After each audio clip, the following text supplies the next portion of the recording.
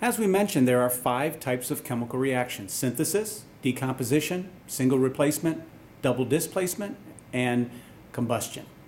So we'll tear these down and talk about each one separately. In this case, we want to talk about synthesis.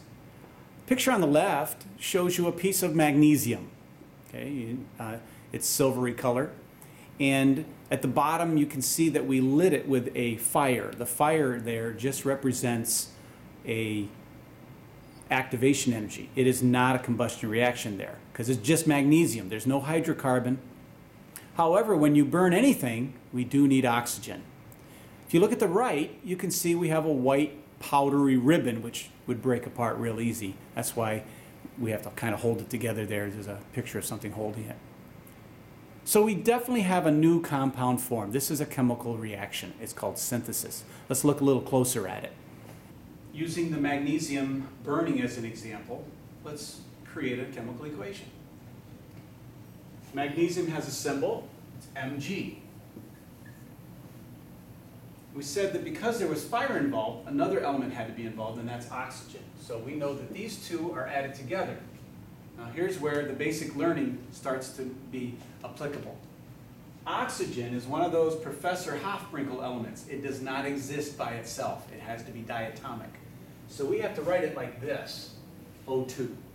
Okay, so we have magnesium plus oxygen. And that's going to give us something.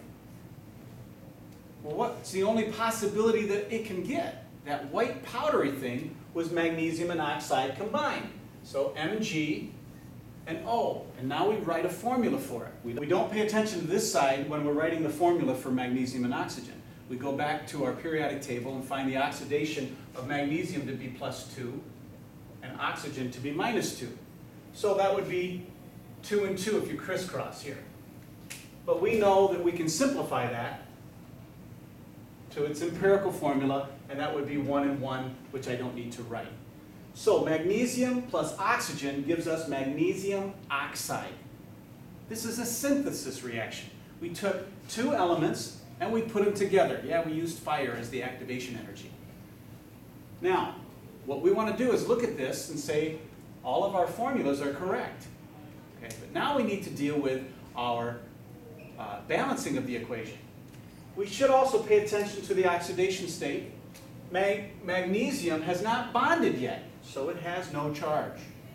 Oxygen has not bonded with magnesium yet, so it has no charge. They're both called free elements. All right. If we look at this, we can see there's 1 magnesium here and 1 magnesium here. This is like an equal sign. It has to have the same amount on both sides. That's called the law of the conservation of mass and energy. So that's no problem. But here we have 2 oxygens, and it only produces 1 in the product. That doesn't work. They have to be the same number. So I need 2 oxygens on this side. I would never change my formula by using a subscript. So to get 2 oxygens, I'm going to use a coefficient.